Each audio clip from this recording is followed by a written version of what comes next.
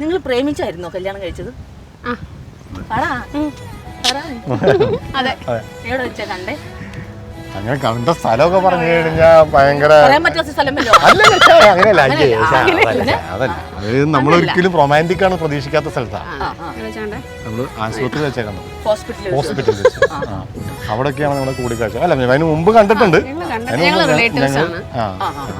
നേരത്തെ പരിചയമുണ്ട്. പക്ഷെ എങ്ങനെയാ സത്യം പറഞ്ഞു കഴിഞ്ഞാൽ എന്റെ കല്യാണാലോചന ഇങ്ങനെ കൊടുമ്പിരി കൊണ്ടു നിൽക്കുന്ന സമയത്ത് കറക്റ്റായിട്ട് വന്ന് പെട്ടതാണ്. അപ്പൊ ഞാൻ അപ്പൊ പക്ഷെ ഞാൻ ഒരു പരിപാടിക്ക് വെച്ചിട്ട് ഒരു ഫംഗ്ഷൻ വെച്ചിട്ട് ഞാനത് മൈൻഡ് ചെയ്യാറേയില്ല. ഇങ്ങനെ പലതും എല്ലാ ദിവസവും പറയുന്നു. ഞാൻ മൈൻഡ് ചെയ്യാറേയില്ല. അങ്ങനെ മൈൻഡ് ചെയ്യാൻ നിന്ന് കഴിഞ്ഞാൽ നമ്മൾ വീക്കായി പോയില്ലേ? അങ്ങനെ നമ്മൾ വീക്കായി. അപ്പൊ ഞാൻ എന്ത് പറഞ്ഞു, അപ്പൊ അവിടെ വെച്ചിട്ട് ഇവിടെ കണ്ടപ്പോ ധാവണി കൊടുത്തിട്ട് ഒരു സുന്ദരിയായ പെൺകുട്ടിയെ കണ്ടപ്പോൾ ഞാൻ പറഞ്ഞു, എൻ്റെ അമ്മയുടെ അടുത്ത് പറഞ്ഞു, ആ കുട്ടി കൊള്ളാം, നമുക്കൊന്ന് ആലോചിച്ചാലോ എന്ന് പറഞ്ഞു. അപ്പോൾ അമ്മ പോയി അന്വേഷിച്ചിട്ട് ഏതോ വിവരം കേട്ടവൻ അമ്മയുടെ അടുത്ത് പറഞ്ഞു അത് 12ാം ക്ലാസ്സിനോ മറ്റോ പഠിക്കുന്നതെന്ന് പറഞ്ഞു. അല്ല, അപ്പൊ 12ാം ക്ലാസ് അല്ല, അതാണ് എൻ്റെ സത്യം. വിവരം കേട്ടവൻ ഞാൻ പറഞ്ഞല്ലോ. അത് ആരാണെന്ന് എനിക്കറിയില്ല. ഏതോ ദുഷ്ടശക്തി അത് നടക്കരുതെന്ന് വിചാരിച്ചു പ്രവർത്തിക്കാൻ ശ്രമിച്ചു. അപ്പോൾ ഞാൻ പറഞ്ഞു എന്നാൽ പിന്നെ വേണ്ട, അപ്പോൾ പിന്നെ വേണ്ട, വിട്ടേക്കാം.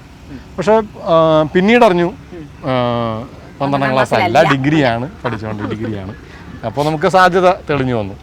അങ്ങനെ പതുക്കെ പല കാര്യങ്ങളും കൊണ്ട് ഇങ്ങനെ കോമൺ ഫ്രണ്ട്സൊക്കെ ഉണ്ടല്ലോ, അപ്പോൾ അങ്ങനെ പരിചയപ്പെട്ട് സംസാരിച്ച് അത് പ്രണയമായി. അതൊരു 1.5-2 കൊല്ലം അല്ലേ? ഒന്നൊന്നര കൊല്ലം കൊണ്ടുപോയി. ഇനി കൂടി പോയി കഴിഞ്ഞാൽ എൻ്റെ യഥാർത്ഥ സ്വഭാവം മനസ്സിലാക്കി കളയും. അപ്പൊ അത് തന്നെ ഞാൻ വേഗം കെട്ടിയങ്ങ് ബുദ്ധി ഉറക്കാൻ നിന്നില്ല. ഞാൻ ചോദിക്കട്ടെ, അപ്പൊ എത്ര വർഷമായി കല്യാണം കഴിഞ്ഞിട്ട്?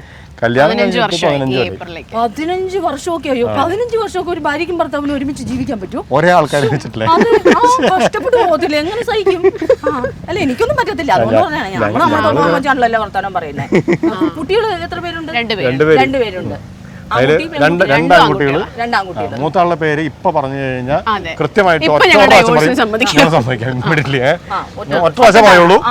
റെഡിയാണോ? 1 2 3 റിജ് രശ്വ. നേരത്തെ പഠിച്ചോളാം. വക്കീലാണ്.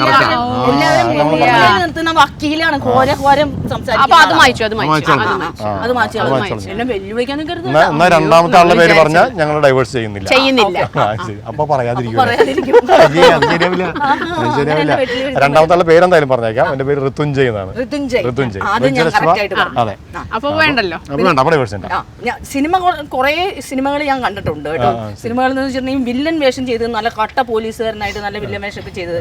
അതിൽ നിന്നും വ്യത്യസ്തമായിട്ട് എനിക്ക് ഏറ്റവും ഇഷ്ടപ്പെട്ടത് ഏതാണെന്നറിയോ? മറ്റേ സ്മിത ഇട്ടേക്കണ പാട്ടില്ലേ?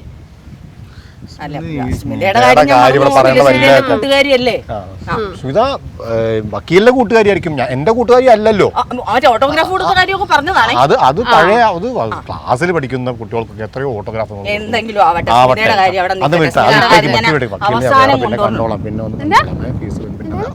അപ്പൊ ഓക്കെ വിട്ടേക്ക്.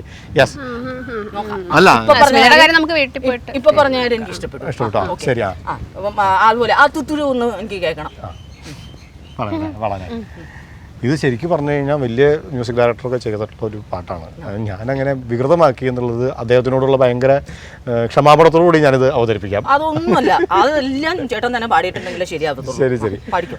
തുത്തുരു തുത്തുരു തു തുമ്പി തുത്തുരു തുത്തുരു തു തുത്തുരു തുത്തുരു തു തുമ്പി തുത്തുരു തുത്തുരു തു. അത്രേ ഉള്ളൂ. ഈ പാട്ട് വെച്ചാണ് ഞാൻ ആ പാഠം മുഴുവൻ കൊണ്ടുപോയി. പക്ഷെ എനിക്ക് ഭയങ്കര സന്തോഷമായി. ഞാൻ ആ സത്യം പറഞ്ഞ ആ വേഷം ഞാൻ ചെയ്യേണ്ടിയിരുന്ന ആളല്ല, വേറൊരു നല്ലൊരു നടനായിരുന്നു ചെയ്യേണ്ടിയിരുന്നത്. എൻ്റെ വളരെ അടുത്ത സുഹൃത്താണ്. പക്ഷെ അദ്ദേഹം വേറെ ഒരു സാഹചര്യത്തിൽ മറ്റൊരു പടത്തിൽ നിന്ന് വരാൻ പറ്റാത്തൊരു സിറ്റുവേഷൻ വന്നു പെട്ടപ്പോൾ എനിക്കൊരു പ്രൊമോഷൻ തന്നതാണ് ആ വേഷത്തിലേക്ക്. പക്ഷേ ലൈഫിൽ വേറെ ടേണിംഗ് പോയിന്റ്, ഭയങ്കര ടേണിംഗ് പോയിന്റ്. എല്ലാവരും നോട്ട് ചെയ്ത് എല്ലാവരും ഒരേപോലെ നല്ലതാന്ന് പറഞ്ഞൊരു ക്യാരക്ടർ. മറ്റേത് ഈ കട്ട വില്ലനൊക്കെ ചെയ്യുമ്പോഴത്തേക്കും ചിലപ്പോൾ നമുക്ക് തോന്നും ഇയാൾ എന്ത് ദുഷ്ടനാണ്. എന്റെ മൂത്ത മോനെ ആ സമയത്ത് എനിക്ക് തോന്നുന്നു UKG ഉണ്ടാക്കുന്ന സമയത്താണ് ഞാൻ സിനിമയിലുണ്ട് ഈ മാതിരി ഗുണ്ടാവേഷങ്ങളൊക്കെ ചെയ്ത് നടക്കുന്നുണ്ട്. അപ്പൊ പൊതുവേ ഈ UKG പഠിക്കുന്ന പിള്ളേർക്കൊക്കെ എന്നെ കണ്ട ചെറിയൊരു പേടിയാ. ചേട്ടൻ വരുന്നുണ്ടോ, പിടിക്കൂടാ എന്നൊക്കെ പറഞ്ഞിട്ട് ഇങ്ങനെ മാറി പോകും. ഈ 1ാം ക്ലാസ് എത്തിയപ്പോഴേക്കും ഈ പുണ്യാളം റിലീസായി. അപ്പോൾ അത് കഴിഞ്ഞ് ഇവന്റെ ക്ലാസ്സിൽ നേരത്തെ ഉണ്ടായിരുന്ന എന്നെ പേടിച്ചെന്ന് പിള്ളേരൊക്കെ അല്ലേ ഒത്തിരിയോ എന്നൊക്കെ പറഞ്ഞിട്ട് ദൂരെ നിന്നൊക്കെ ചീത്തൊക്കെ വിളിച്ച് ഓടുന്നൊക്കെ പറഞ്ഞു, അങ്ങനെയൊക്കെ പറഞ്ഞ് ഭയങ്കര കമ്പനിയായി പോയി ഇവര്. പിന്നെ അളിയന്മാരായി നമ്മൾ അങ്ങനെ. പക്ഷെ അത് കാരണം ഭയങ്കര ജനകീയമായ ഒരു വേഷമായിരുന്നു. അത് ഭയങ്കര രസമാണ്. അപ്പൊ അതുകൊണ്ട് ഞാൻ നിങ്ങളുടെ ഡൈവേഴ്സിനെ കുറിച്ച് ചിന്തിക്കണോ വേണ്ടോന്ന് ഇതുവരെ ഉറപ്പിച്ചിട്ടില്ല കേട്ടോ. ഉറപ്പിച്ചിട്ടില്ല. സന്തോഷം. അപ്പൊ കുടുംബമൊക്കെ നന്നായി സന്തോഷമായിട്ടിരിക്കുന്നു. 2 പിള്ളേരൊക്കെ ആയിട്ട് അങ്ങ് അടിച്ചു പൊളിച്ച് അങ്ങ് പോയി. അതിൽ രണ്ടാമത്തെ ചെറുക്കൻ ഇപ്പൊ സിനിമയിൽ അഭിനയിച്ചു. സിനിമയിൽ അഭിനയിച്ചോ? മോനോ? അവൻ പ്രകാശൻ പറക്കട്ടെ എന്ന് പറഞ്ഞ ഷഹദ് സംവിധാനം ചെയ്ത് ധ്യാൻ എഴുതിയ സിനിമയിൽ പ്രധാനപ്പെട്ട കഥാപാത്രങ്ങളിൽ ഒരാൾ അവനാണ്. ദിലീഷ് പോത്തൻ, നിഷ സാരംഗ്, അവരുടെ 2 മക്കളായിട്ട് നമ്മുടെ മാത്യു തണ്ണിമത്തനിലുണ്ടായിരുന്ന കുമ്പളങ്ങിയിലൊക്കെ ഉണ്ടായിരുന്ന മാത്യുവിന്റെ അനിയനായിട്ട് എന്റെ പുത്രൻ ഋതുഞ്ജയ് ആണ്. ഒരു വീട്ടിൽ നിന്ന് 2 സൂപ്പർ സ്റ്റാർസ്, 3 സൂപ്പർ സ്റ്റാർസ്, 4 ഇപ്പൊ കുറച്ച് പരസ്യങ്ങളൊക്കെ അഭിനയിച്ചു തുടങ്ങി. ഇതൊക്കെ ഞങ്ങള് ഈ ലോക്ക്ഡൌൺ സമയത്ത് ഇപ്പൊ റീൽസിന് മുമ്പ് നമ്മൾ ഈ പറഞ്ഞ ഈ പരിപാടി ഈ കൊറോണ വന്ന സമയത്ത് ലോക്ക്ഡൌൺ, പക്ക ലോക്ക്ഡൌൺ, ഏറ്റവും ആദ്യത്തെ. അപ്പൊ നമ്മളിങ്ങനെ മടുത്തുപോയി, എന്ത് ചെയ്യണം, ഒന്നും ചെയ്യാനില്ല വീട്ടില്. ഞാനാണെങ്കിൽ വീട്ടില് പാത്രം കഴുകലും പരിപാടികളായിട്ട് ഞാൻ ആകെ തളർന്നുപോയി. ഞാനാണെങ്കിൽ മാവിന്റെ മുകളിൽ നിന്ന് വീഴുന്ന ഇല അടിച്ചു വരുന്ന എന്റെ ഒരു വീക്ക്നെസ്സാണ്. അപ്പോൾ കാരണം വീട്ടിൽ ആരും പണിക്കാരും വരുന്നില്ലല്ലോ, വരാണ്ടായി. അപ്പൊ ഞാനാണ് മുറ്റം പണിക്കാരനായത്. അപ്പൊ ഞാൻ മുറ്റം അടിച്ചു വരും, എന്നിട്ട് ഇല കോരിയിട്ട് കൊട്ടയിലാക്കി ഞാൻ ഇങ്ങ് പോയി കഴിയുമ്പോൾ വേറെ 2 ഇല വീഴും. അപ്പൊ ഞാൻ തിരിച്ചു പോയിട്ട് വീണ്ടും അതായത് വേറെ പണിയൊന്നുമില്ല, ഈ ഇല പിന്നെ ഉച്ചയാകുമ്പോ എന്റെ 7 കിലോ കുറഞ്ഞു. 7 കിലോ.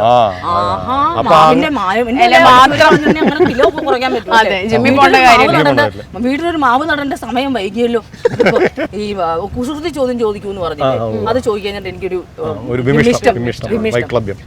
അതായത് ഉറുമ്പിന്റെ വായേക്കാളും ചെറിയൊരു സാധനത്തിന്റെ പേര് പറ. ഈ സിനിമ ഞാൻ കണ്ടിട്ടുണ്ട്. ഡയമണ്ട് നെക്ലസിൽ ഇത് ചോദിച്ചിട്ടുണ്ട്. എറുമ്പ് വായോടെ സിന്നത് എന്നത്, അത് എന്നത്, അത് തിന്നത്. എന്റെ കുസൃതി ചോദ്യം പൊളിഞ്ഞ് ഇടയ്ക്ക് പറഞ്ഞ് പൊളിയുന്നത് നല്ലതാ. ഒരാളുടെ വീട്ടില് അയാൾക്ക് ബിരിയാണി ഉണ്ടാക്കണം. ബിരിയാണി ഉണ്ടാക്കണം. പക്ഷെ അതിന് മുമ്പ് അയാൾക്ക് കുളിക്കണം. ഉണ്ടാക്കി കഴിഞ്ഞിട്ട് അതിന് മുമ്പ് അയാൾക്ക് കുളിക്കണം. കുളിക്കാനായിട്ട് പക്ഷെ വെള്ളമില്ല. എന്ത് ചെയ്യും? ബിരിയാണി ഉണ്ടാക്കാൻ വെള്ളം വേണ്ടേ? അപ്പൊ ആ വെള്ളം കൊണ്ട് കുളിക്കാലോ. ബിരിയാണി എന്ത് വെച്ചുണ്ടാക്കാൻ പറ്റും? കുളിച്ചിട്ടേ ബിരിയാണി ഉണ്ടാക്കുള്ളൂ. കുളിച്ചിട്ടാ ബിരിയാണി കഴിഞ്ഞിട്ടും കുളിക്കാം. എപ്പോഴായാലും കുഴപ്പമില്ല. കുളിക്കണം. വെള്ളമില്ല. കുളിക്കാൻ വെള്ളമില്ല. ബിരിയാണി അയാള് ബിരിയാണി വെച്ചപ്പോ അത് കുളമായി അല്ലേ? ആ ബിരിയാണി വെച്ചപ്പോ അത് കുളമായി. അപ്പൊ കുളത്തിൽ ഇറങ്ങി കുളിച്ചു. ഞങ്ങളുടെ 2 മക്കൾക്ക് പ്രായം ഏകദേശം 13 വയസ്സ് 7 വയസ്സായ 2 പിള്ളേരും. ഈ അടുത്തിടയ്ക്ക് ഞാൻ കുസൃതി ചോദ്യം എന്തേ ചോദിച്ചിട്ടുണ്ടെങ്കിലും പൊളിഞ്ഞു പോവുക. ഞാൻ എവിടെ പരിപാടി ഒരു ഓപ്പോസിറ്റ് ചോദിച്ചു ഇങ്ങോട്ട് ഇതുവരെ കിട്ടിയിട്ടില്ല. 2 കുസൃതി ചോദ്യം പാടിയ സ്ഥിതിക്ക് ചോദിച്ചു നോക്ക്. എനിക്കറിയോന്ന് ഞാൻ ചോദിക്കേ. അല്ല ഇല്ല, ആനയുറുമ്പും അതൊക്കെ വീക്കാണ്. എന്നാലും ചോദിച്ചോ. അതെ, എനിക്കൊരു പണി കിട്ടുന്ന നാട്ടുകാർക്കൊക്കെ ഭയങ്കര ഇഷ്ടമാണ്. അതെ, പണി കൊടുക്കാൻ മാത്രം ചോദ്യം. അപ്പോ ഞാൻ ചോദിക്കാം. ഒരു കള്ളനെ ഒരു പോലീസ് ഓടിച്ചുകൊണ്ടിരിക്കുകയാണ്. അപ്പോൾ കള്ളൻ ഇങ്ങനെ ഓടിപ്പോയി കഴിഞ്ഞ് കുറേ കഴിഞ്ഞപ്പോൾ രക്ഷപ്പെടാൻ ഒരു വഴിയില്ല, ഒരു വാഹനമില്ല, ഒന്നുമില്ല. അപ്പോൾ പോലീസ് ഇങ്ങനെ അടുത്തെത്താറായി. അപ്പോൾ ഒരു യാചകൻ പിച്ചക്കാരൻ അവിടെ അടുത്തുണ്ട്. അപ്പോൾ കള്ളൻ അടിച്ചു കൊണ്ടുവന്ന പൈസയുണ്ട്. അതിൻ്റെ അകത്തുനിന്ന് ഒരു 10 രൂപ ഈ യാചകന് കൊടുത്തു. അതിന് കള്ളൻ രക്ഷപ്പെട്ടു. അതെങ്ങനെയാണ്?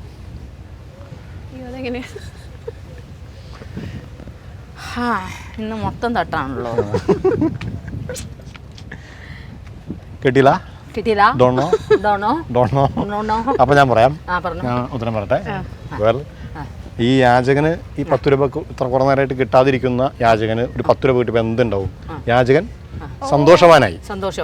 ആ വാനിൽ കയറിയിട്ട് ബിരിയാണി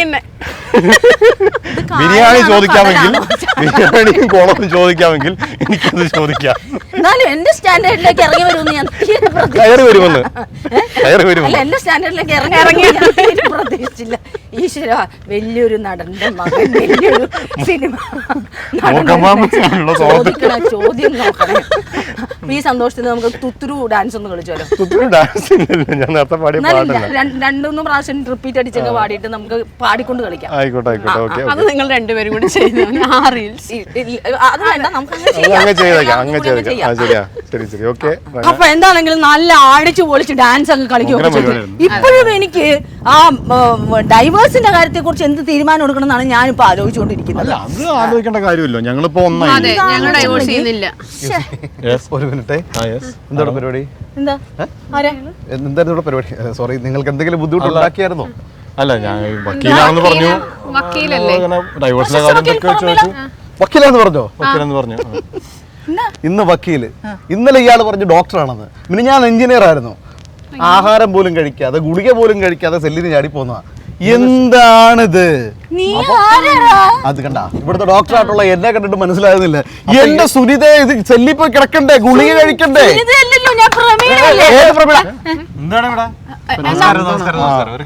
ഇവര് രണ്ടുപേരും കേട്ടോ അത് തോന്നുന്നു. എന്താണ് ഇവിടെ? അത് പറ. ഡോക്ടറാന്ന് പറയുന്നുണ്ട്. ഡോക്ടറാണ്. നീ ആരാന്നാ ഇന്ന് പറഞ്ഞ? ഞാൻ വക്കീല്. വക്കീല്. ഈ രണ്ടെണ്ണത്തിന് മുഴുത്ത ഭ്രാന്താണ് സെല്ലിത് ചാടിപ്പോന്നാണ്. അതിനകത്ത് പോയി കിടക്കും. എന്താണ് ചിരിക്കണം? പോകാം. എവിടെ ഇവരൊക്കെ റീൽ അടിച്ചോണ്ടിരിക്കുക, ഞങ്ങൾ റീൽ അടിച്ച് പോകട്ടെ. റീൽ അടിച്ച് കാര്യം ചാടിപ്പോ. തുള്ളി കളിക്കണ്ട കുഞ്ഞിപ്പഴു, തുള്ളി കളിക്കണ്ട കുഞ്ഞിപ്പഴു, തുള്ളി കളിക്കണ്ട കുഞ്ഞിപ്പഴു, തുള്ളി കളിക്കണ്ട കുഞ്ഞിപ്പഴു. അപ്പൊ എന്തായാലും തുള്ളി കളിക്കണ കുഞ്ഞിപ്പുഴു, തുള്ളി കളിക്കണ കുഞ്ഞിപ്പുഴു. എന്താലേ നമ്മള് ഈ വക്കീലാന്നൊക്കെ വിചാരിച്ചു പേടിച്ചു പോയി. ശരിക്കും അയ്യോ ശരിക്കും പേടിച്ചു പോയി. വക്കീലും ഡോക്ടർ എന്നൊക്കെ പറഞ്ഞു വന്നാലേ പേടിച്ചു പോലെ. എന്തായാലും പരിപാടി ഗംഭീരായിരുന്നു. ഗംഭീരല്ലേ? ഇഷ്ടപ്പെട്ടു അല്ലേ?